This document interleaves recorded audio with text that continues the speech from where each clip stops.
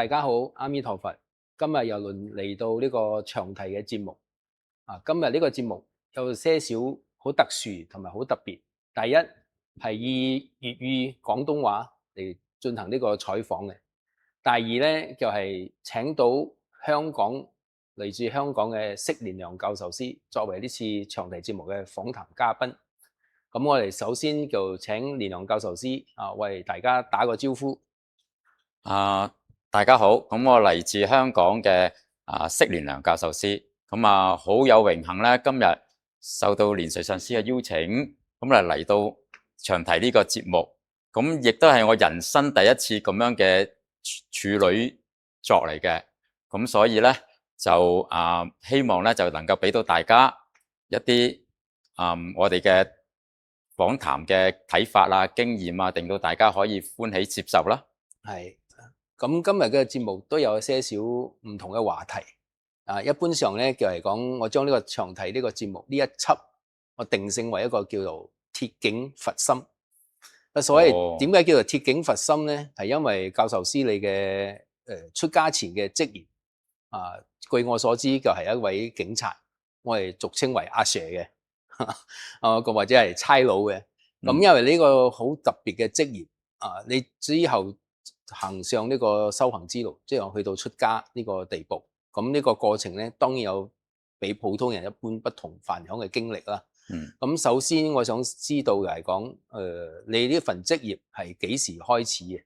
咁你喺退休之前，即係我叫做拗長糧之前，咁你係做到咩警察部入邊係咩官階咁樣你稍微大家同我哋嘅觀眾傾一傾，講一講。好啊，咁其實咧諗翻起我點解會做呢份警察嘅職業咧？其實我而家諗翻起就係可能我十鬆啲歲嗰陣時啦。咁十鬆啲歲嗰陣時咧，我就開始我接觸到會睇啲武俠小說喎。咁好向往到武俠小說裏邊啲人物咧，哇可以鋤強仗義鋤強扶弱咁樣。咁但係喺古代就可以行出嚟，你可以點做都得。即係官府上邊咧就係講拳頭嘅，你如果勁過官府咧，你可以行俠仗義，可以做都得。但係喺現代唔能夠咁樣做噶嘛。咁我諗下，唔可以行私刑啦。係啦，唔可以行私人噶嘛。咁唯有係咩咧？咁當然咁我開始對於警察呢份職業，即係有嗰啲興趣。咁然後我有啲經歷，睇到有啲經歷，咁所以咧我就好喺12、13歲嗰時，我就覺得我需要即係需要做呢份職業。當時係一個好純真嘅諗法，除暴安良，將一啲壞人捉咗去咁樣好純真嘅諗法。咁警察你哋喺入職嗰時候係有個誓願噶嘛？嗰段誓願係點樣講啊？其實嗰段誓願其實就我而家都唔記得啦。總之就係要效忠呢個我哋嗰個保護咩人民資產冇咁佢冇咁詳細嘅。佢只係跟好大概咁樣講咧。我哋個誓言就係要維護呢個法律根據法律咁樣做維持社會秩序，係啦，保護人民資產諸如此類啦，諸如此類咁樣啦，係好廣泛嘅，即係唔係好枯死嘅。所以如果係咁樣，你係19幾多年加入警隊啊？即係入警察學校訓練。應該講翻喺香港嚟講咧，你如果要做警察咧，個入職條件咧，第一個歲數係要17歲半啦。17歲半就可以噶啦，即係當你達到17歲半嘅時候，你就可以去噶啦。當然，我個年代咧嘅學歷咧就係，因為如果你加入去做警員，即係最低層嗰個警員咧，當時個學業咧就係小學畢業就可以噶啦。要求都唔高。要求唔高嘅喺當時咁所以我當時有呢個咁嘅諗法。當我到18歲嘅時候，啱啱生日，咁我嘅生日就大概喺5月啊嘛。咁生日之後，咁我18歲，咁我啱啱好由中3又讀完啦。咁我就決定去投考當時嘅香港嘅警察咯。咁喺警校入邊，你有冇所謂攞到咩銀雞頭？我哋聽到咩銀雞頭嗰啲係代表乜嘢咧？所謂銀雞頭啦，即係嗰個俗稱嚟嘅。咁所以我哋有分幾個層次嘅，一個就一個班啦。你喺呢個班裏邊，你第一名咧，咁佢哋就頒個獎俾你。個獎咧就係一個英國，即係大家知道有個銀雞咁樣嘅字啦。咁呢個銀雞頒俾你就係代表你呢班嘅第一名啦。咁所以佢就整緊銀雞頭，銀雞頭就係嗰班嘅第一名。咁我入到去受訓嗰陣時咧，就我哋就有競爭啦，即係大家，我就係喺呢個考試裏邊咧，我就枕住係1至5名以內嘅。咁成績都唔錯嚇。咁最後我都係以第3名畢業，就攞唔到銀雞頭。咁畢業之後你派去邊個警署啊？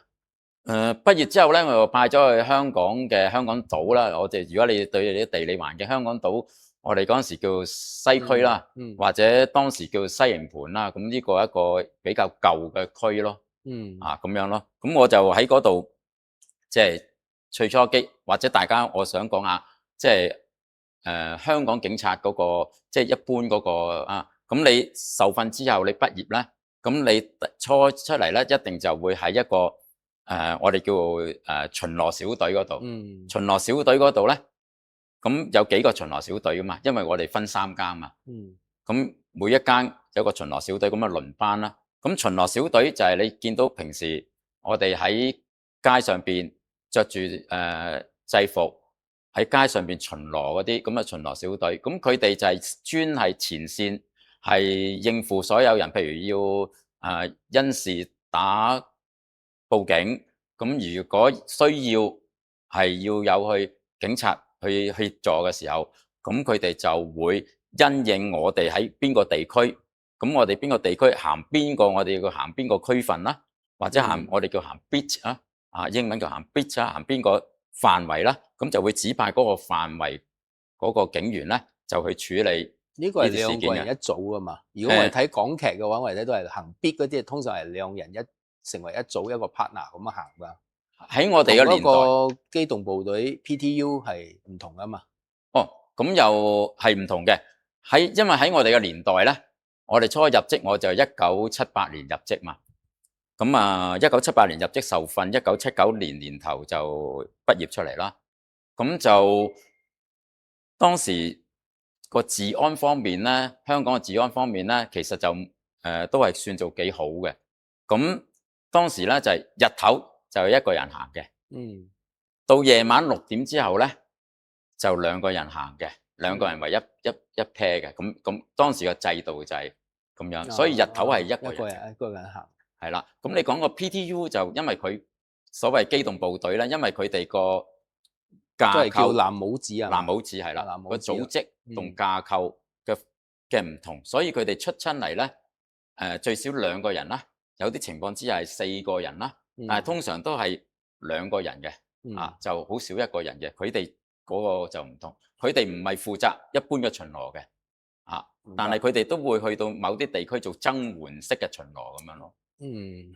咁你大概喺西營盤呢個警署做呢個行必嘅警員，即係普通警員啦。係咩年份你升做沙展咧？升做沙展即係我所謂嘅警長啦。我就喺1987年年尾，88年年頭，即係大概入咗職唔夠10年啦。咁我就升級咯。咁喺呢段期間嚟講咧，其實我哋經歷過即係唔同嘅部門啦，我哋叫喺警隊裏邊唔同嘅部門啦。咁唔同嘅部門咧，咁初梗係一般就我哋就係咁樣嘅，就巡邏行必啦。咁之後咧，咁就會大約1年、2年、3年，即係視乎個情況啦。咁就一定要入去機動部隊，我哋叫藍帽子啦，受訓啦。咁受訓咗之後，咁再出翻嚟咧，就被視為較為成熟嘅巡警啦。即係較為成熟嘅巡警，咁可以即係變咗叫做較為即係師兄啦。咁嘅情況之下，咁你就可以俾你有陣時去選擇一啲唔同嘅部門啦，就唔使一定要喺巡警呢個位置嘅。咁當時我中意做偵緝嘅工作，所以我選擇咗做 CID。哦，CID 即係俗稱嘅便醫啦，係啦係啦便醫啦，啊，係啦。咁你喺便醫入邊，其實就係負責咩咧？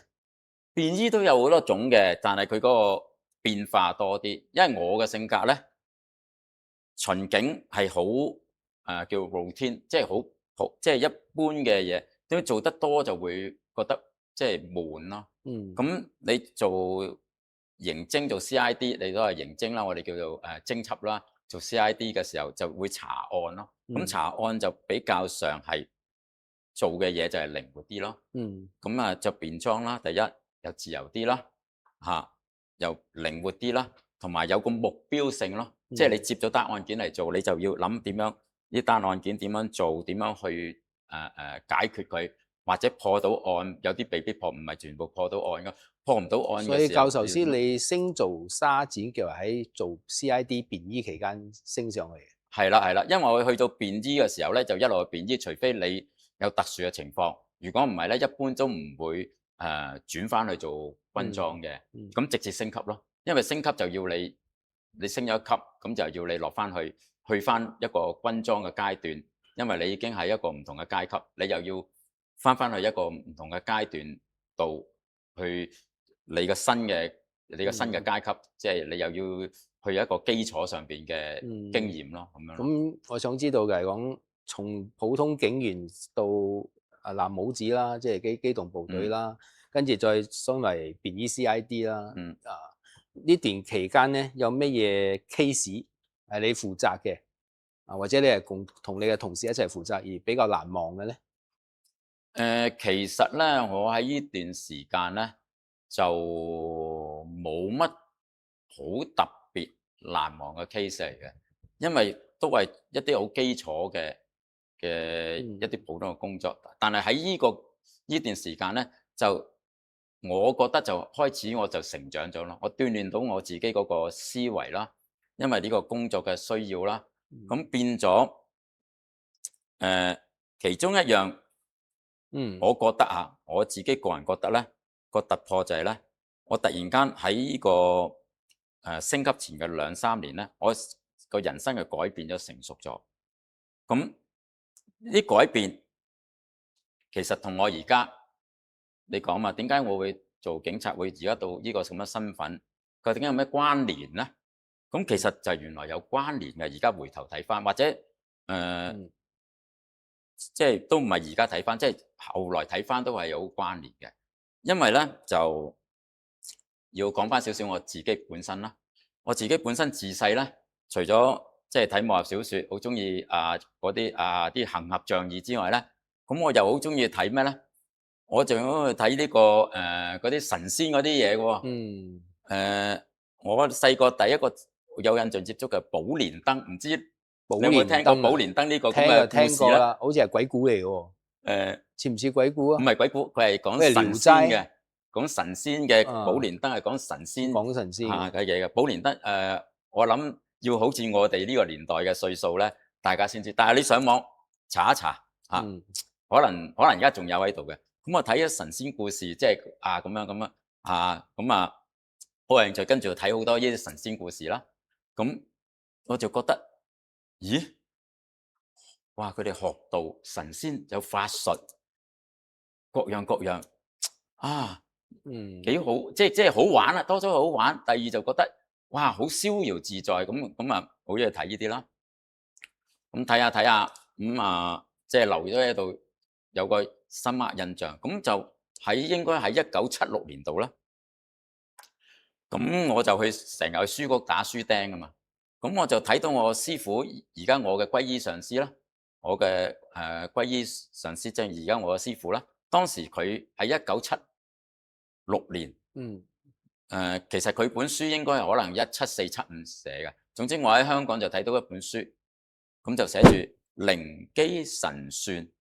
哇！咩靈機神算？我當時好中意睇呢啲，因為神仙學咁睇呢啲啦，又睇一啲算命嗰啲啦，即係好尋求人生嗰個究竟個人生係點樣。咁睇到呢啲，睇到我師傅寫嘅靈機神算，咁跟住就睇到有續集靈機神算漫談。呢兩本書一睇，哇！裏邊啲故事性雖強，但係講啲嘢咧，即係如果一般人講咧，哇，好神化喎！但係唔知咩因緣，我睇我好相信，咦，原來世界真係有咁嘅啲咁奇人啊，嘅奇人喎，可以同呢奇人異事啲無喎。形世界同啲神仙係啦，溝通嘅。係啦，係啊，啦。咁一直就我追住我師傅啲書睇啦。咁睇咗10年之後，咁我就佢原來到10年之後，佢我師傅公佈可以寫信，就咁做一個搖灌頂嘅歸依，好簡便嗰啲喎，唔使個人過去嘅，人唔使見到師傅真人都可以做到嘅喎。咁我寫信咁歸依啦，歸咗去啦。歸依咗佢啦。咁歸依咗之後，咁當時我做嗰份職業咧，即係當時我個位置咧就係一個CID 嘅前線嘅人員啦。咁就工作較為即係輪更啊，好辛苦。即係你想象下，呢個禮拜就翻朝頭早，下個禮拜翻通宵，再下個禮拜翻3、4點咁啊，輪來，個人好即係好辛苦。咁啊睇完我哋師傅啲書又講，即係又可以幫助，可以祈求佢幫助有啲事業上嘅嘢。咁當時我就寫信就求我哋師傅啦。咁俾我有一份去調去一個較為安定嘅即係嘅個部門做嘢咁卒之好快脆咁即係呢個願望達成喎。咁調咗一個好部門咯。嗰個部門講你都唔信，翻工好似翻辦公室咁嘅，朝九晚五啦。朝9就晚5，星期6就幫半週，星期日休息，公眾假期休息。但係嗰個好特別嗰個部門，做一啲好我哋叫做毒品調查科，專係查一啲大型即係嚴重嘅毒品嘅case 嚟嘅，啲案件嚟嘅。咁好多時就係一個月裏邊只係有一啲2、3次咧，就可能夜晚深夜就會通知你嗱，聽日我哋有啲行動，凌晨4點要翻到去集合，凌晨5點翻到去集合，咁樣即係咁樣，即係好穩定。咁好穩定嘅時間咧，咁就喺嗰個部門度，咁我就有機會咧，就去到其中一個我哋嘅道場嗰度咧。咁個道場係一個寺廟嚟嘅，咁就有一個顯教嘅出家人，佢皈依咗我哋師傅，咁佢就做一啲顯教嘅活動啦。主要咩咧？主要就係我哋叫同修啦、念經持咒啦，跟住每個禮拜日就拜懺啦，就拜藥師寶懺，個禮拜咁連續接近2年。我就係咁樣嘅即係講一路當差，一路做警察，一路有呢個學佛嘅因緣，跟住又去咗呢啲寺廟嗰度參加佢哋嘅活動。咁頭先你講喺毒品調查科啊嘛，咁之前我都查咗你一啲資料，咁你話你係升到警長沙展咗之後，又再升一級成為警署警長，俗稱時沙啊嘛。咁亦都有跨越咗幾個部門嘛，除咗呢個毒品調查科，仲有掃黃啦，仲有重案啦。咁頭先嗰個話題嚟講，當然你做咗警察，你又係皈依學佛修行，基本上你嘅學佛嘅因緣係咁樣起啊嘛。睇咗呢個師傅嘅寫嘅書，好吸引，覺得佢係一個現代人，但係又有古代人嗰種可以同神仙打交道嗰種經歷嘅。咁啊變咗你會去依止去皈依去學佛。即係其實觀眾嗰時都想知嘅嚟講，喺你當差呢段時間，喺警察部呢段時間，頭先你講喺毒品調查科嚟講，咁喺掃黃，有我哋睇好多港劇啊，我哋馬來西亞觀眾好多都係睇港劇長大嘅，所以我哋想知道嘅講喺掃黃入邊或者喺重案呢邊，你哋有冇接到啲咩 case 係令你覺得好難忘嘅？即係喺呢種經歷入邊咁會唔會將你睇到呢個情形呢個 case 之後，你覺得即係講，睇到人生百態啊，睇到人哋會犯罪啊，睇到人哋會做好多錯嘅事啊，咁你係一個學佛嘅行者，咁你又係警察，喺呢度點樣？你覺得點樣去取得個心理同埋思維上嗰種平衡咧？我嘅經歷就係話，當我升級咗做咗警長之後，咁就2年到啦，咁我就被指派去咗一個喺香港嚟講咧，都屬於幾油尖區。我唔知你哋馬來西亞咧，你要睇電視咧，油尖區，哇，油尖區油麻地、尖沙咀係啦，就係油尖區啦。油尖區，咁我就係負責當時即係調派咗去就係油尖區就個掃黃組啦，因為我哋叫做呢啲叫特別嘅小隊咧，就有黃賭毒啊，大家都知道啦，掃黃黃賭毒嘛，針對每一隊會針對唔同噶嘛，咁我就去咗掃黃嗰度，咁去到掃黃嗰度，咁啊主要就係針對大家話啲黃色事業有啲咩嘢啦，咁啊細節或者我簡單講大概啦。咁黃賭毒黃就係針對大家都知道啦，色情事業啦。咁我哋對付嘅唔係對付嗰啲女仔嗰啲嘅，即係佢哋嗰啲出嚟接客嗰啲嘅。我哋係對付嗰啲控制，即係喺背後控制佢哋，背後賣淫集團啦，賣淫集團啦嗰啲，即係我哋係對付嗰啲嘅。咁黃賭毒咧，呢3樣黃賭毒之中咧，其實掃黃咧好幸運，我有時候發覺掃黃係一種較為舒服，舒服嘅意思即係佢哋環境唔會接觸一啲咁污糟嘅嘢。你如果掃毒咧，你要諗下去掃毒好多啲道友啊，好污糟啊，啲人啊咁樣。我哋掃黃就唔係㗎，掃黃我哋成日咧都要去一啲我哋啲所謂，我唔知你馬來西亞有冇啲時鐘酒店咧？啲時鐘酒店可以好靚喎，我哋咁啊入去大熱天時咁啊入到去，咁我哋話查牌咁你驚咁冷氣又舒服查牌咁啊見，仲有一樣嘢喎，咁你掃黃嗰度拍門查牌咁呢個係最基本噶嘛。見親即係啲人梗係一對男女噶啦，每日分房都即係9成9，即係當時係9成999都係一對男女噶啦，唔係9男女就得。總之係9成9嘅男女啦，一 pair 啦。咁見到咁啊，自然咧好多時都見到即係好多靚女嘅，不同嘅靚女啦。即係有靚有唔靚啦，應該咁講啦，即係個觀點與角度啦，即係有唔同，應該講有唔同形式嘅人，都會去開房嘅，開房你哋明白係咩啦？明白，即係開房嘅，咁見到唔同形式嘅人，咁就即係會接觸到唔同嘅嘢咯，即係嗰個環境冇咁，即係第一就係舒適，第二亦都喺做嘢之餘。就可以你會做到，即係會做嗰個工作嗰個質素啊，同埋嗰樣嘢咧，都係比其他，我覺得比其他賭啊毒啊，即係較為好做啦，即係輕鬆啦，好做啦，輕鬆。咁有冇遇到即係講當場斷正嗰啲男女，咁啊會同你求情啊，或者話叫你開後門俾佢哋走啊？因為你學佛嘛，學佛嘅人都講都慈悲為懷啊嘛。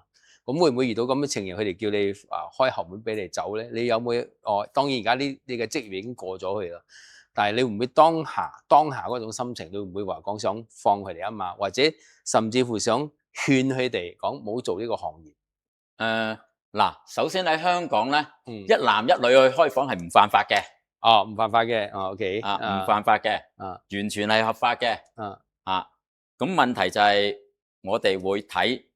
究竟嗰個男女，我哋會知道佢究竟係真係即係情侶啊，或者婚外情啊，或者咩，定係佢交易啦，係一種交易嗰啲啦，我哋會有時會分辨到嘅，即係好簡單啫嘛。一睇你覺得係懷疑，你問佢分開嚟問得噶啦。你識佢幾耐？你知唔知佢咩名？住邊度？但係對唔對到？咁所以講係交易先會係形成犯罪，或者係。交易本身嚟講咧，香港法例嚟講咧，交易嚟講咧，如果咁樣咧，個女士都唔係犯罪嘅。女士都唔犯罪，男女都唔係犯罪嘅，都喺法律上邊佢哋都 OK 嘅。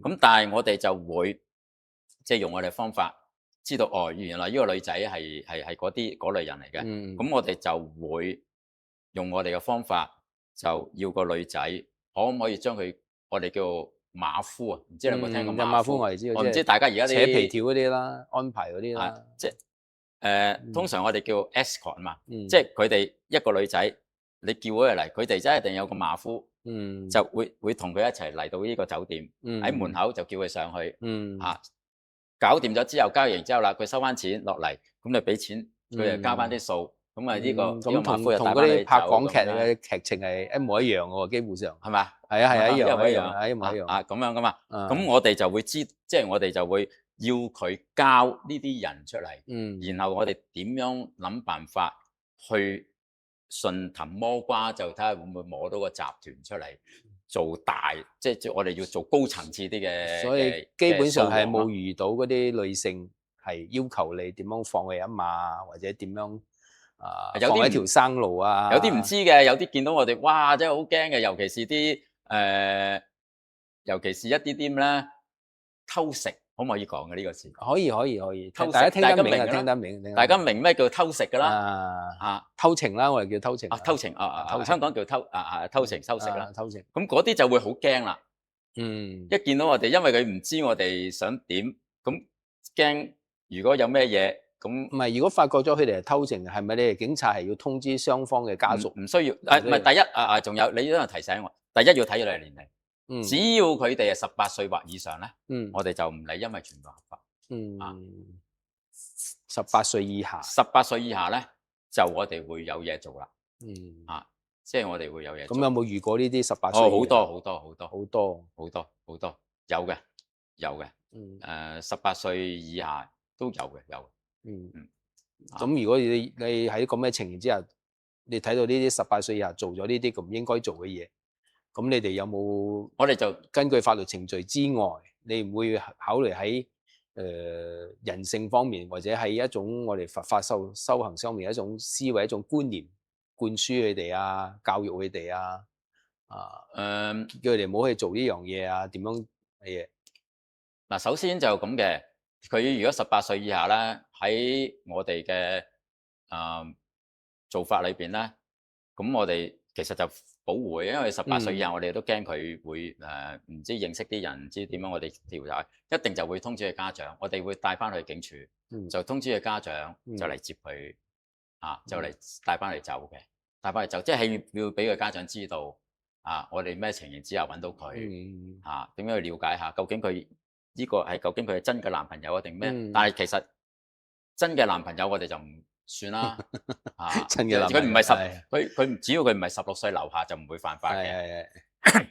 咁但係佢如果係嗰啲出嚟交易嗰啲，咁我哋就會睇即係我哋就會睇咯。我想知道講16歲以下就構成犯法，16歲以上但係未到18歲未成年，咁如果佢哋做咗呢啲嘢，屬於係咩？就係點樣去處理咧？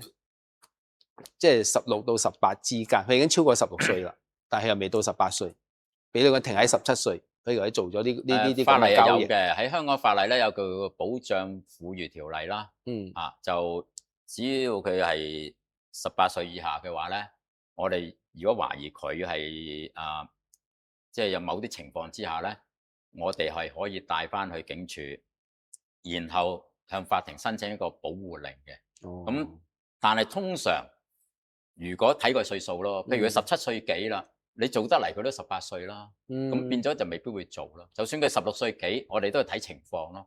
如果情況上，我哋會叫佢父母翻嚟嚟開盤，我哋了解咗佢嘅背景。如果覺得冇乜特別大問題嘅，咁我哋都唔會做。因為如果做呢個咧，我哋會做咗上去之後，我哋會其後嘅跟進咧，我哋會交俾香港另一個叫社會福利署，就會跟進嘅。咁但係如果你喺16歲至18歲呢啲，通常都唔會帶過。如果佢雙方父母係 OK，即係冇乜問題嘅，即係佢父母家庭冇乜問題，我哋唔需要跟進嘅，我哋就交翻俾佢父母，由佢哋通知佢父母發生呢啲咁嘅事，就由佢哋父母去處理嘅，俾翻佢父母咯，應該咁講。咁另外一邊嘅，我哋成日睇港劇，有所謂嘅放蛇。咁教授師，你喺掃黃嘅部門入邊，有冇做過呢個角色啊？放蛇啊？我做過1次。1次咁大把？嗱，因為當時我個階級啦，佢哋話要我做1次放蛇體驗。咁體驗下咩叫放蛇。咁同埋我嗰陣時我嗰組咧其實喺掃黃裏邊有兩組啊嘛，一組係放蛇組，嗯一組就係出邊去查牌嘅。咁放查牌嗰組，你做完查牌嗰組唔能夠去做放蛇，嗯，因為你做完俾查牌你已經露晒露晒面面啊嘛，啦，俾人睇到，佢所以識得你啦初初咧就會去放蛇嗰組放蛇先，放蛇嗰組，咁然後就做一段時間，咁就咁佢哋就轉翻去做查牌嗰組，咁新上嚟嗰啲去放蛇嗰組咁樣咯，啊，明白，咁樣嘛。咁我一上嚟之後，咁因為我因緣際會，我就去咗我接替咗之後，就好快脆就去咗呢個即係查牌嗰度嘛，因為佢哋人調嘅問題嘛。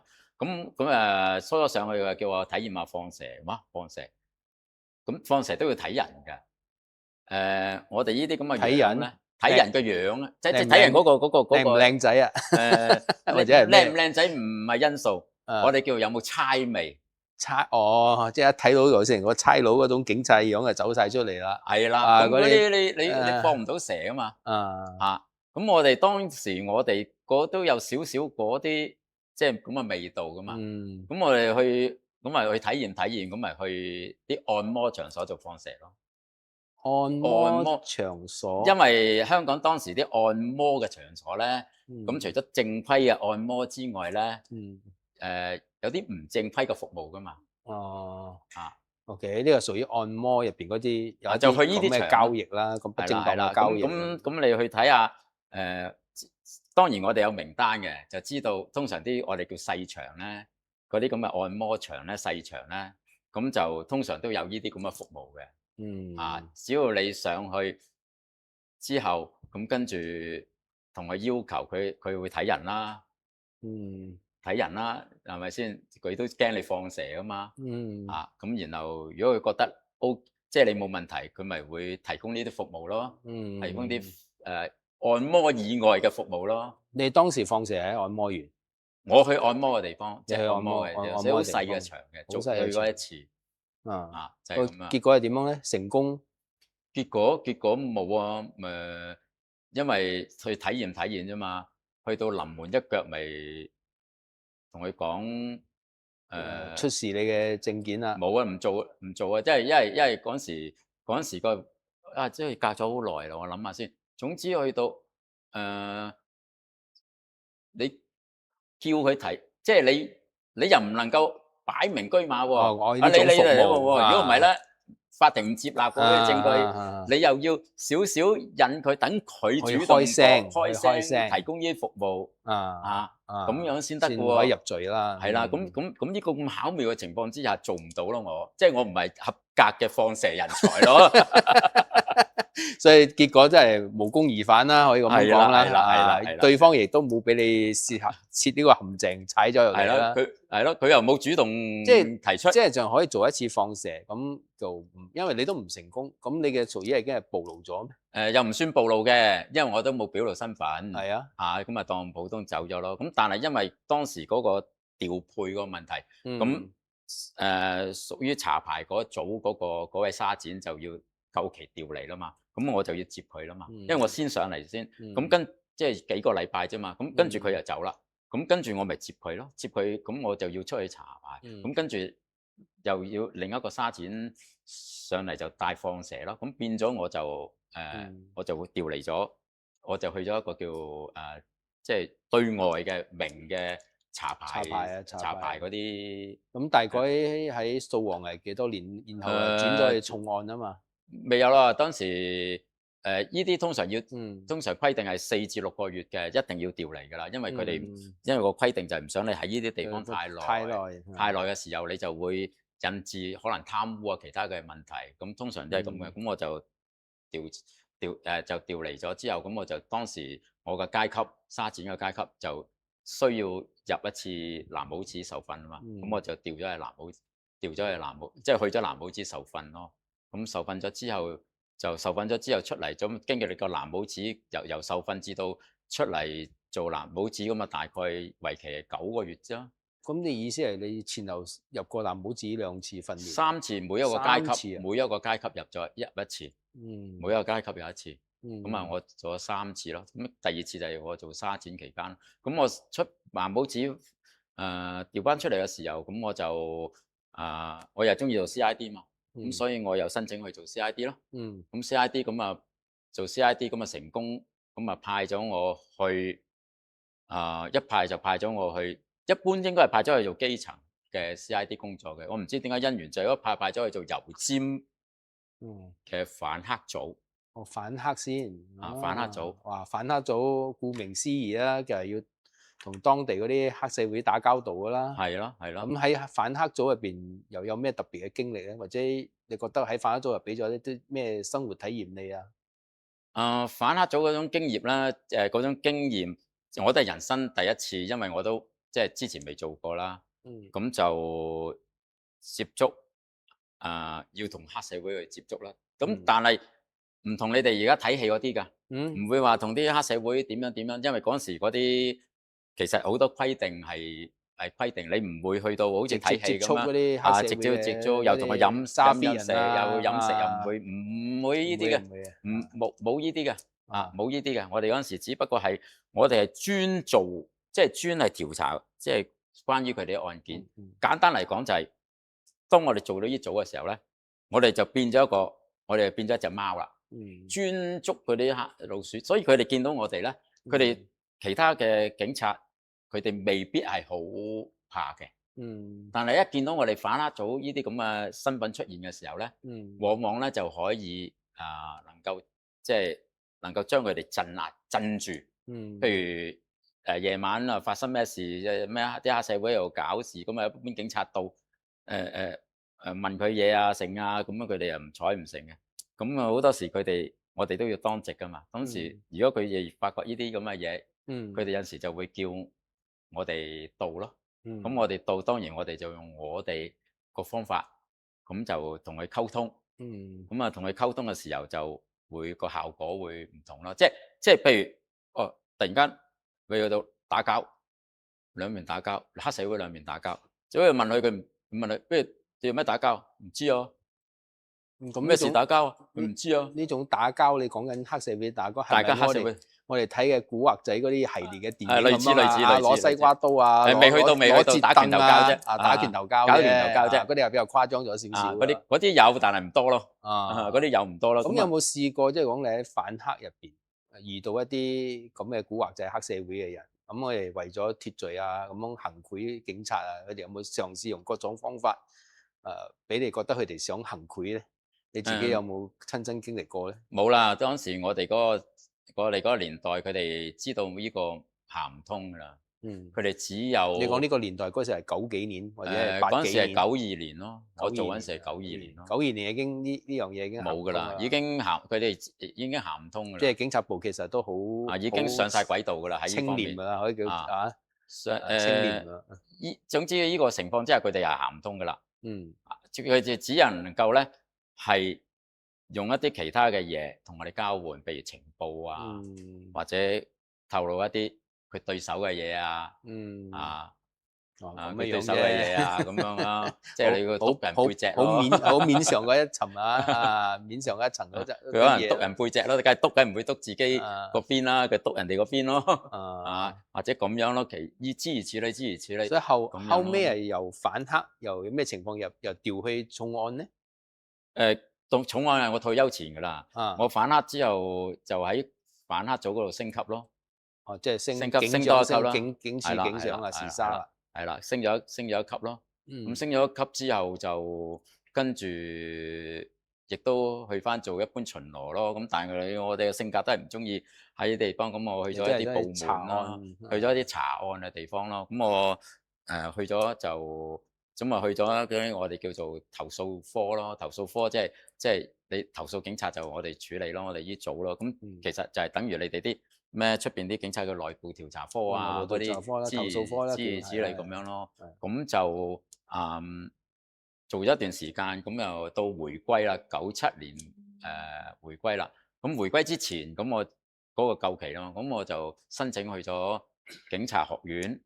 而家嘅警察學院，當時警察訓練學校，咁啊做教官咯。做教官係啦，咁做教官嗰段時間做教官，咁就有一啲我唔係親身遇到嘅，而係我啲學生遇到一啲靈異嘅經歷咯。咁你可以分享下點樣嘅靈異事件啊？喺警察學校嚟講。呢樣嘢咧，真係我哋自己都解釋唔到嘅，即係我哋成班教官當時都冇一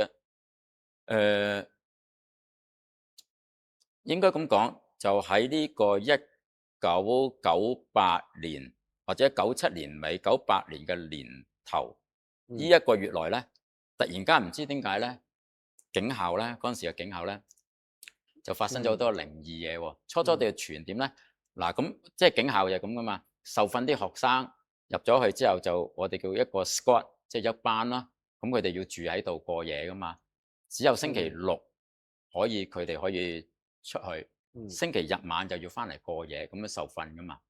咁所以佢哋咪有宿舍咯，住宿舍咯，喺學校住宿舍咯。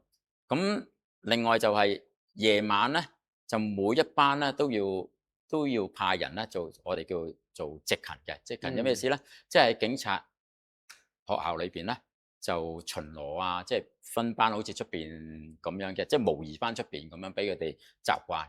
咁有巡邏或者有啲重要嘅點咧，就會我哋叫做站崗咯，站崗咯。咁啊就係咁樣咯。咁喺突然間因為我哋翻工朝頭早，我哋啲教官就會喺一個辦公室一條冷巷咁樣好多個房噶嘛。咁朝頭早梗係我哋即係大家出嚟，即係有時大家傾下溝通啦。咁啊開始就有人話，我今日翻嚟，我呢班學生報告喎，有啲靈異嘢喎，即係有靈異嘢。譬如簡單嚟講，有啲靈異嘢就係點咧？譬如佢哋行好靜嘅地方，行到我哋呢度有個泳池啦，咁佢哋行個泳池，你知三更半夜45人㗎，喂，聽到有音樂聲喎，音樂聲喎，夜晚冇可能嘅。第一，你啲受訓嘅學員唔會三更半夜放音樂㗎嘛，受罰㗎嘛，會行去音樂聲泳池過完之後冇喎，咁你好奇怪。咁唔係一個聽到喎，大家佢哋夜晚就兩個一齊行，兩個一齊都聽到喎。咁行完之後揾來揾去揾唔到音樂聲，即係呢啲咁樣啦。即係好多呢啲靈異事件啦。咁我而家講咧就係兩個靈異事件咧係非常之即係大家都解釋唔到嘅。咁嗱有一日咧，有一晚咧，咁有兩個學員啦，咁佢哋去巡邏，即係去巡邏，咁佢哋就去到一個 block 度啦，即係一個宿舍啦。咁我哋啲宿舍就係中間有條樓梯入上去，就兩邊有班房有辦公室。咁但係嗰個宿舍已經呢座嘢咧已經丟空咗好耐，唔係用嚟做宿舍嘅，即係冇人瞓，即係因為佢喺入少少嘅地方，通常都唔會使用到嘅，變咗係雜物房啊、擺嘢啊咁樣，即係類似咁樣，就係鎖好晒門嘅。即係你入去可以入樓梯上去冇問題啦。但係入到去裏邊啲房門咧，有啲班房，即係有班房啊，有教員室啲門咧就鎖好晒嘅。咁裏邊係擺雜物，擺咗啲雜物喺度。咁佢嗰兩個學員咁啊，即係照舊咁咪1層、2層、3層、4層，總共即係咪地下有4層啦。咁佢哋梗係要行上去啦，行上去頂咁啊，即係 check 下，即係啲門鎖唔鎖好啊，有冇特別嘢？通常都係咁樣例牌㗎啦，咁通常都唔會有嘢，即係冇嘢，咁冇人喐動㗎嘛，亦都冇人去㗎。咁佢上到某一層嘅時候咧，突然間就見到有間房，有燈光射透出嚟，喂，奇怪，夜晚冇理由嗰度冇人住，點會有燈光嘅咧？喺間房嗰度，嗰間房其實就係以前嘅教員室嚟，即係教員室嚟嘅，教官室嚟嘅。咁啊，佢係咁啊，有間房有燈喎，咁你咪行到去房門嗰度咯。咁應該咧，所有房門都係鎖晒嘅。咁佢一試下擰下，咦，開到喎，一擰一開，咁啊見到裏邊着咗燈，咁啊望一望裏邊嘅環境，兩個望一望，誒，點解會着晒燈咁樣嘅？即係佢即刻閂翻埋，又冇鎖喎，咁要鎖翻咧？佢哋冇鎖匙噶嘛，佢哋要通知嗰個控制室，嗰個當值嘅值班嘅警長，咁就通知佢要佢嚟攞鎖匙鎖翻去啦。咁佢就兩個就走咗嚟下低，就用無線電機就通知個值班警長，咁啊過嚟啦，咁啊開鎖匙鎖，咁啊嚟到，佢叫唔係啊，有冇搞錯咩事點解叫我過嚟咩？佢講咁上高道門開咗有燈喎，咁樣都冇可能㗎，點解搞錯你咩咁啊？一齊上去啦咁。嗯咁一齊上到去嗰間房，佢哋喺樓下，冇燈喎，嗯即係冇燈光出嚟咯。咁佢哋行埋去個點行咪領用開唔到喎，哦，鎖住咗嘅喎。咁跟住梗係鬧佢，喂，你兩個做咩啊？玩啊！咁佢哋解釋唔係咧，我哋真係見到咁嗱，我當時我哋開門就可以見到裏邊最後即係有光，咁啲嘢點擺設啊？嗱，仲有啊，有對運動鞋零零舍舍就擺咗喺呢度，得一隻運動鞋擺喺呢度嘅，咁啊，即係佢形容嗰啲當時嘅情景啦嚇。咁咪唔信開門睇下，咁我警長，我咁開門睇下，我開個警長都呆，佢個情景一模一樣。同佢講係一模一樣。跟住佢哋即刻意會到發生咩事啦。幾個人嗰陣時，哇！我而家都有少少毛管戙啊，嚇到面青口唇白。又未去到佢毛管戙，嘣一聲閂埋道門鎖翻。咁啊，呢個流傳出嚟啊，咁就係咁啦。第一個咁啊，即係解釋唔到啦，好明顯嘅靈異事件解釋唔到啦。咁第二樣嘢咧，第二單好明顯嘅咧，就係我嗰班嘅學生，即係我班，佢哋嗰日當更啦，有兩次嘅，而家第一次佢哋第一次當更，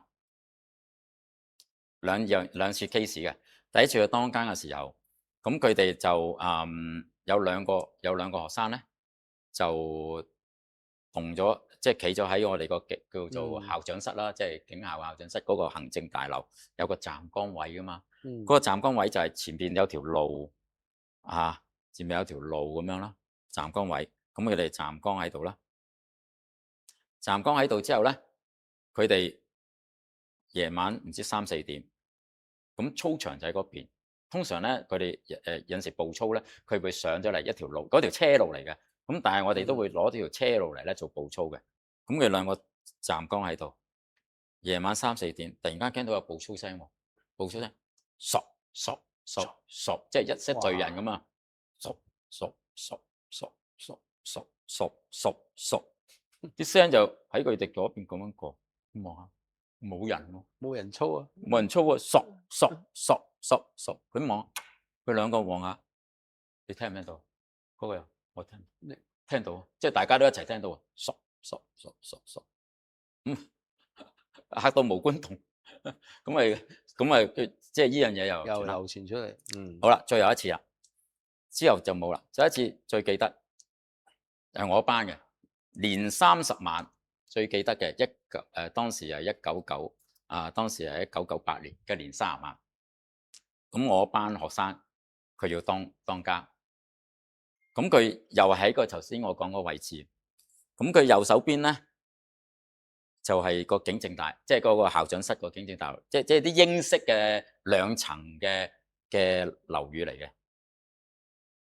咁佢哋夜晚大概12點，午夜時，突然間見到有個女士好快嘅着紅衫，一行咗入去呢個大樓。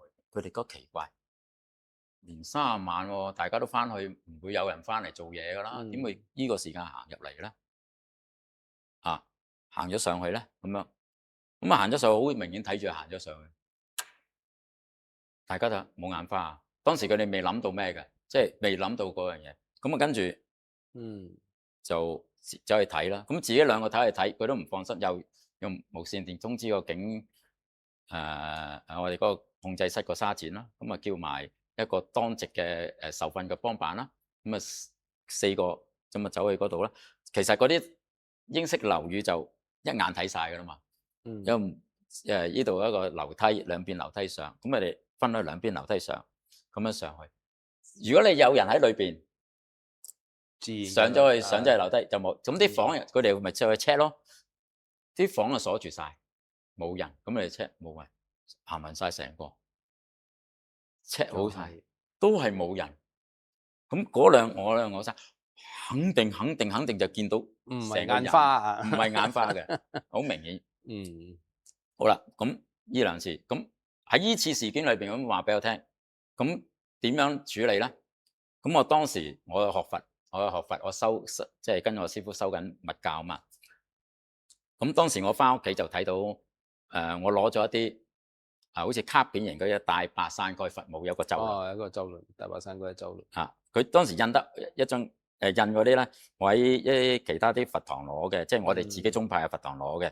咁啊，好似卡片白色咁樣。咁我翻去睇下，咦有一沓喎，有20幾30張。咁我就翻去咁啊，第二日咁同佢哋講嗱，有阿 Sir 就幫你唔到啦，唔知呢啲應該有效用嘅。嗱，呢個係大呢度啊，總之係啲咒啦，咁啊，啊有保護性有保作用護啦，啦，你哋自己每人一張旁身啦，咁樣。啊，咁唔知點解咁啱得咁巧，我派完呢啲之後咧，慢慢咧就冇聽聞到有呢啲咁嘅靈異事情啦，再再出現啦。出現，咁呢個就係我即係叫做好，即係我唔係親身啦，就算好接觸咁嘅靈異事件咯，就喺我哋嘅。所以其實有好多地方都有嘅，警察我哋個警署啊，好多舊嘅地方有，但係嗰啲聽聞我就唔講啦，親身經歷嘅啊，即係呢啲都算最接近㗎啦。咁所以退役之前，你個喺警校入做教官啦。未我其實警校嘅教官嗰陣時就係97年咯，至到2001年咯，我未退休，我係2010年我先退休嘅。咁其後嗰幾年就其後嗰幾年，咁我又好似如常咁啦，就入去受訓一次嘅警察機動部隊啦。咁之後出翻嚟之後，咁我又係因為我中意做啲便裝啊調查，咁我就先去咗一個叫做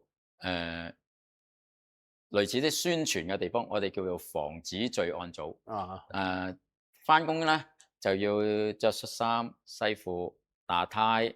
咁啊翻9、5時間，咁啊有一小組人，咁就出去專同出邊外邊嗰個地區社區啲人啊、商業機構啊、鋪頭啊、諸如此類嗰啲咁啊，同佢哋做宣傳，即係防止罪案點樣嘅宣傳嘅工作，要出去做講座啊，要出去做其他嘢啊，咁樣即係就宣傳咯，主要做宣傳，做咗即係2、3年之後啦，咁跟住因為每一個部門唔能夠做得太耐噶嘛。咁你夠期嘅時候準備走，咁我打算，咁我梗係當然，即係要鋪排，即係我走嗰時要去邊度，唔好被動咁叫佢指我去邊度啦。咁我咪當時咪申請翻去做 CID 咯。咁我個職位去到翻去做 CID，因為我呢個職位係警署警長嘛，咁我做遲咗40年。因為如果40、50年前咧，我呢個職位咧就係你哋睇咩藍光磊落啊、探長嗰啲咁嘅壞人探長嚟啊，係啦，嗰個階級啊，類似階級咁樣，係啦，所以就係2010年我就申請退休，喺呢個重案組嗰度正式退休。咁你歸依嘅時候，你正式歸依嘅時候，歸依佛門嗰時候係76年啊嘛？你話睇咗76年睇我哋師傅啲書，就85年歸依咯。85年歸依，到2010年你喺警察部門退落嚟，咁你係咩年份係決定我要出家㗎？出家呢樣嘢咧，決定幾時出家咧，其實就有少少古西講啦。咁就我睇完我哋師傅啲書之後咧，咁其實我哋師傅早期寫啲書咧，即係講即係牽涉講一啲道㗎啦，咁講一啲佛教嘅嘢啦。咁當時我受到佢吸引其中一個地方，你叫做神仙逍遙啊嘛。神仙逍遙嘅時候就冇家庭負擔，即係最逍遙㗎啦。咁我就好向往呢個咁嘅生活。咁當時正當成年，唔知點解20零歲，硬係就冇興趣走去拍拖。20零歲嘅僆仔，竟然對拍拖冇興趣，冇興趣，係啦，竟然冇興趣，係有姻緣，即係講有餘性緣，但係你係唔想去涉獵得太深。係啦，應該咁講，我即係有遇到有啲有緣，即係有啱緣，或者佢 like 我，或者我少少 like 佢啦，即係，但係我當時自己個心態就係，唉，唔好搞呢啲嘢，呢啲即係會有啲負擔嚟嘅，包袱嚟嘅，咁啊真係冇呢樣嘢。咁直至到歸依咗我哋師傅之後，咁我就即係有諗過係出家。咁我第一次嚟去我師傅嗰度，即係見我哋師傅咧，就係1987年啦，第一次去啦。咁就跟住唔知第一次去定第二次啦。咁我入去我哋師傅最擅長就係用靈算嚟問事噶嘛。咁當時有緣入到去，就其中問咗一個問題咯。我問我師傅，我幾時可以出家咁樣？出家因緣或者幾時要出家？總之，大概咁問啦。當時我師傅答：隨時，隨時，即係你 ready 就隨時噶啦。隨時。但係咁喎，我哋師傅呢個大成就，即係真係嗰句隨時咧，其實真係好有心意。隨時即係我當場即刻，如果我即刻請我師傅，我而家想出家，咁應該又可以啦。但係嗰陣時我腦一諗，隨時啊！我諗一諗猶豫喎，咁我出翻去諗，因為當時我屋企嘅環境，我係屋企嘅經濟支柱嘛。咁出咗家點咧？父母我啲細佬妹咁點咧？經濟支柱嚟噶嘛。咁我話，唉，我當時我心諗，隨時即係未必係而家喎。咁我嗰陣時諗啦，唉，等我屋企方面即係安頓妥當啦，咁再諗。咁到我屋企安頓妥當嗰陣時，我30零40歲咯。嗰陣時一諗，唔係喎，我50歲可以退休喎。50歲係嗰個制度嚟講，50歲我可以退休喎。哦，我50歲退休，我如果仲有10年到啫喎，做埋呢10年啦。我即係諗，當時已經較為即係接觸到我哋咯。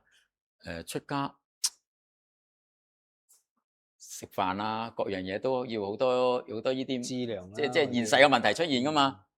咁我退咗休之後會唔會好啲咧？咁當時即係保持咗個諗法，但係就個心當時就開始決定，我50歲就一到50歲我要提早退休，我先至再諗呢樣嘢，就咁樣咯。咁當然，當我決定咁樣諗嘅時候，期間都會遇到有啲姻緣啦，一啲情感上嘅嘢啦。咁簡單嚟講就遇到一個應該冤親債主啦，咁同佢即係同佢一齊有一段時間啦。咁之後最後都係大家分咗手嘅，咁分咗手之後，咁我就啱啱退休啊，喺我退休嘅時候就分手啦，即係退休啱啱之後分手就出家啦。咁我就決定出家啦。當時都有啲猶豫嘅，因為究竟我要即係跟翻我以前想嘅辦法係出家，定話我其實走去揾個地方退休啦，都可以個環境方面都可以一條友一個人咁樣咁可以揾個地方即係自己清修，因為你即係翻工嘅時候，大家都明白㗎啦，即係你要做一啲佛法嘅嘢，修法諸如此類嗰啲，係唔係咁容易噶嘛？亦都好多干擾阻礙噶嘛。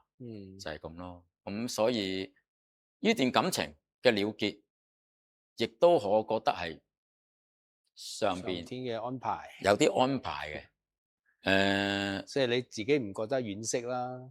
嗱，應該咁講嘅，我個人咧，因為呢位女仔咁跟咗即係同我一段時間啦。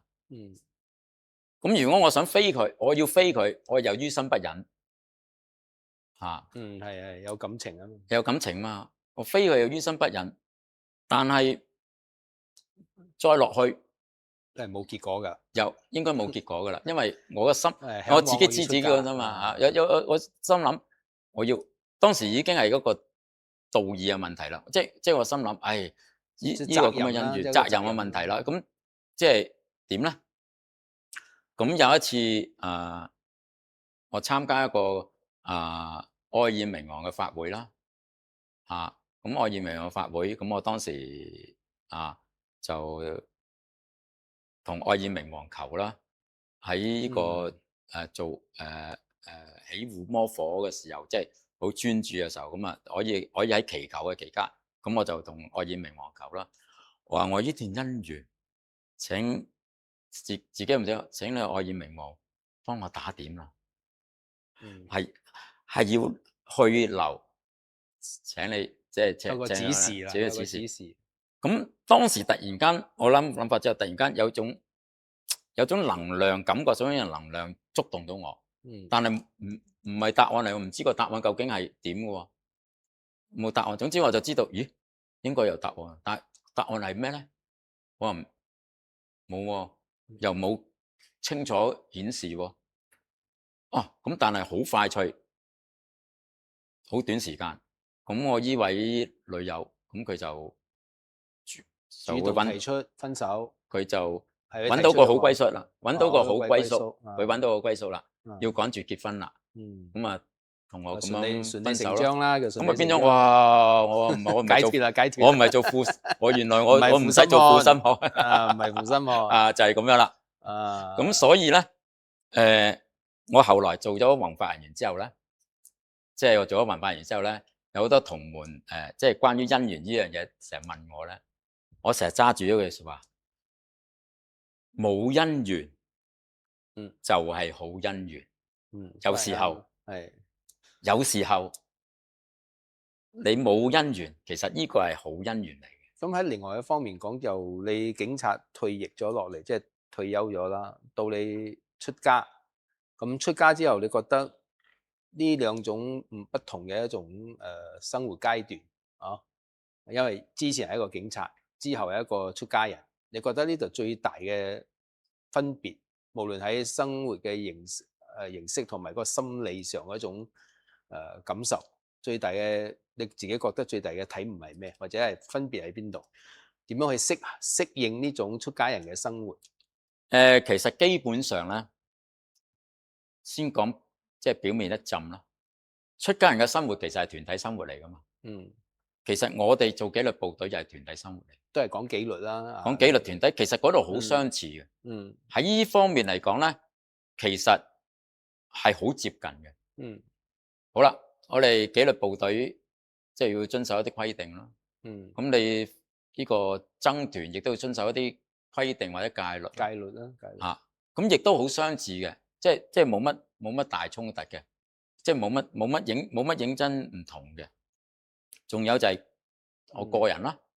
咁我個人咧就自從了斷咗呢段姻緣之後咧，其實我個人係中意我好中意睇書啦，早期睇書啦，而家就上網啦。其實我係吸收知識啊，即係好中意吸收嘅知識。咁我以前睇書都可以自得其樂嘅，一個人喺即係睇書。咁而家其實冇分別，即係我習慣咗，我習慣咗係一個人嘅生活。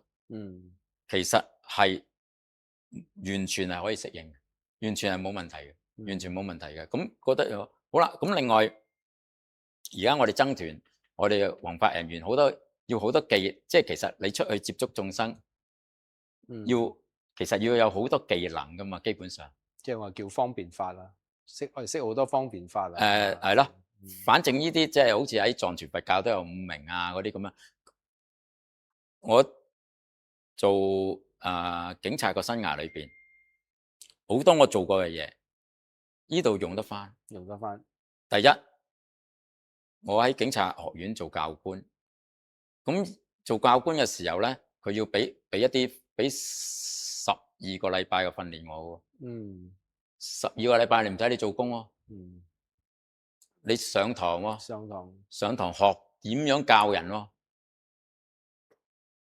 咁呢啲後來再加上我哋做教官，咁變咗呢啲對於我而家我呢個身份係非常之有用。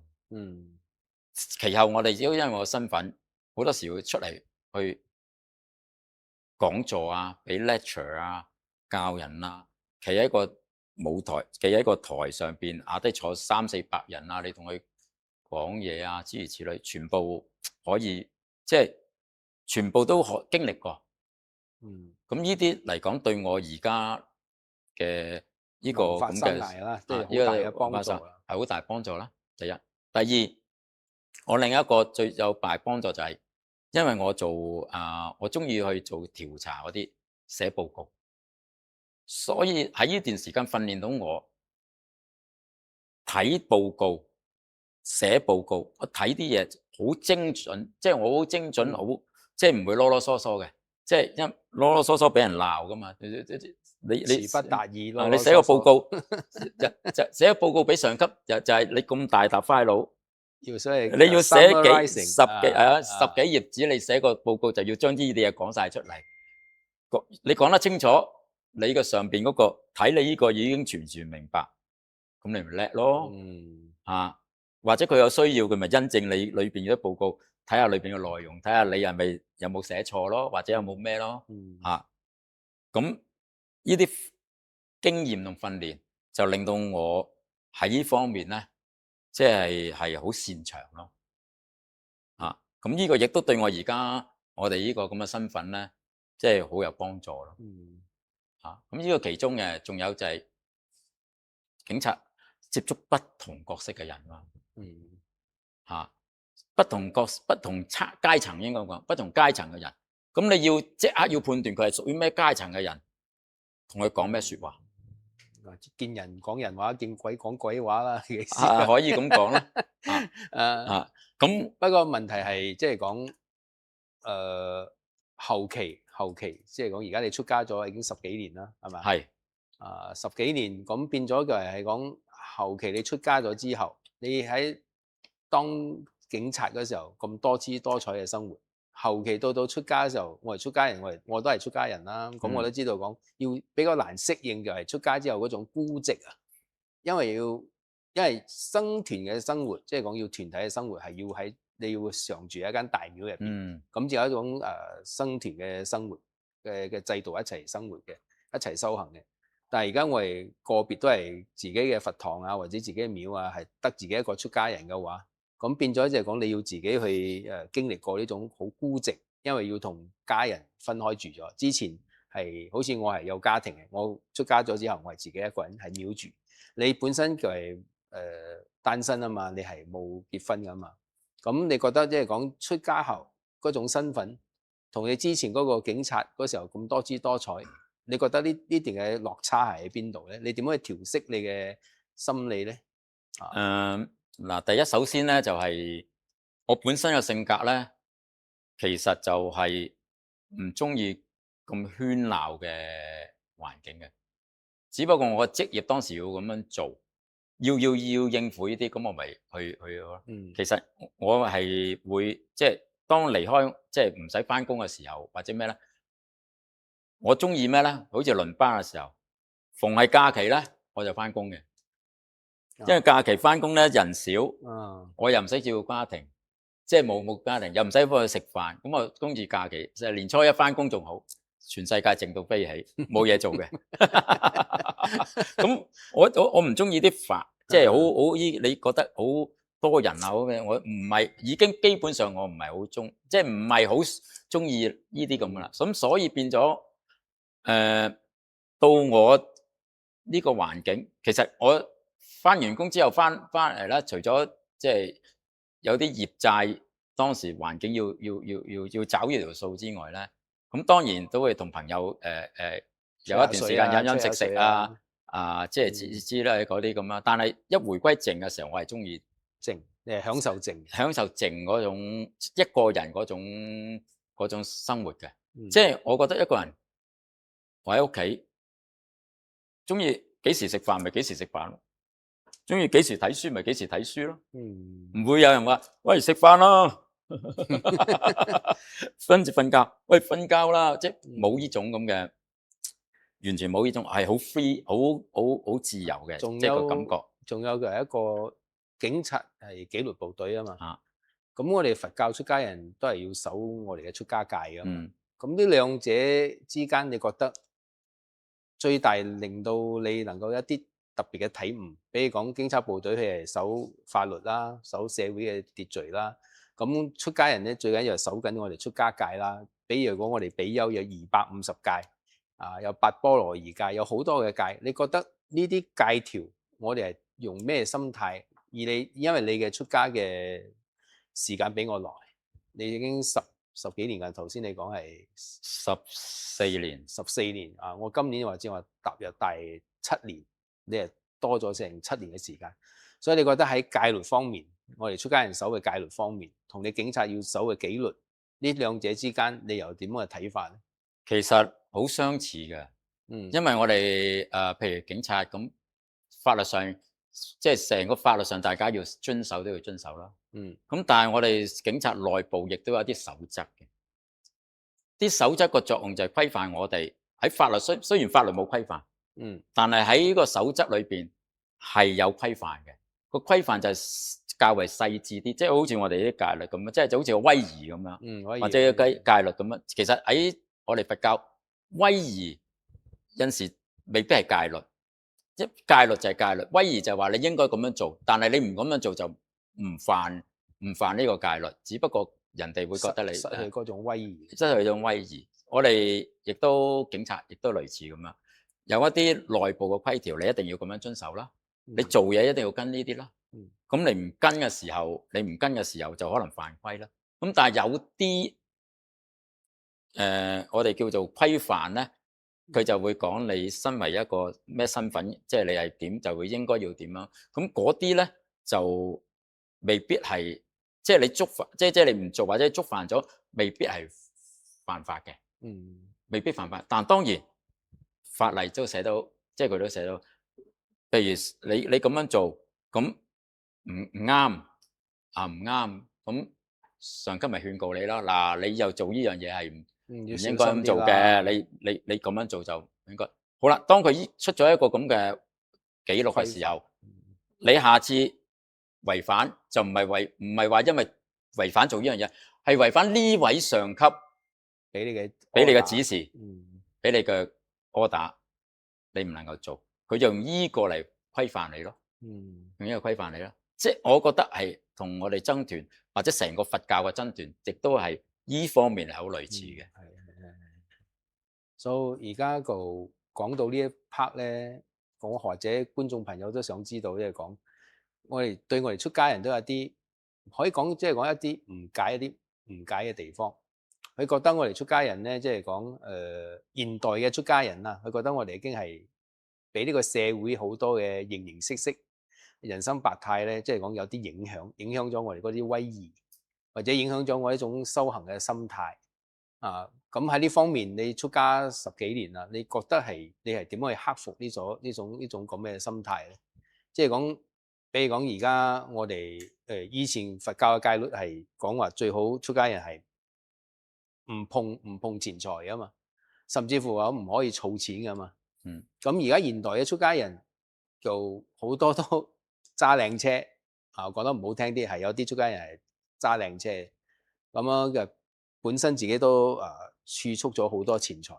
咁喺呢方面，你覺得我哋應該係用咩心態或者眼光去睇呢件事？係點樣做到比較適中或者即係講不過不失？呢方面你又點樣睇？首先第一樣嘢講我哋出家人講嘅威儀啦。其實如果曾經參加過紀律部隊，包括軍隊啊、警察嗰啲，其實都有講威儀啊。因為我哋着住因為出家人呢個咁嘅服裝，喺佢哋嚟講叫制服啦嘛。係。你可以講呢個係制服嚟噶嘛。當你着呢個制服嘅時候，好啦，你戴頂帽唔能夠戴歪歪斜斜噶。咁有威儀，你件衫燙得唔直，巢掹掹嘅，咁又冇威儀噶嘛。喺紀律部隊亦都係咁樣噶嘛。咁所以其實喺對我嚟講係唔係好大分別。所以我個人啦，我行出嚟，即係行出嚟嘅時候，企嘅姿勢啊，各樣嘢，我仲維持翻我以前警察嗰種樣嘅。即係我坐喺度，呢唔會一坐就挺直會咁樣啊，你會挺直咁樣嘅嗯啊。坐喺度習慣就係即係一定係挺直，因為我哋一着咗到軍裝制服嘅時候啊，或者就算你唔着制服，你喺你翻工嘅場合，你就算冇着制服，你都唔能夠咁樣噶嘛。嗯即係你會警惕，即係會經常會警覺到我要我哋個身份。其實呢個同我哋嗯出家嘅亦都一樣，你要知道你嘅身份，你咪呢個威儀咯。咁第一即係對我嚟講冇分別啦，對其他嚟講我唔知啊。嗯咁各人有各人唔同，因為嗯大家背景唔同。咁第二你講嗰個出家人，現代嘅出家人，其實所有戒律，我覺得係因應嗰個年代而去設嘅，而去設立嘅。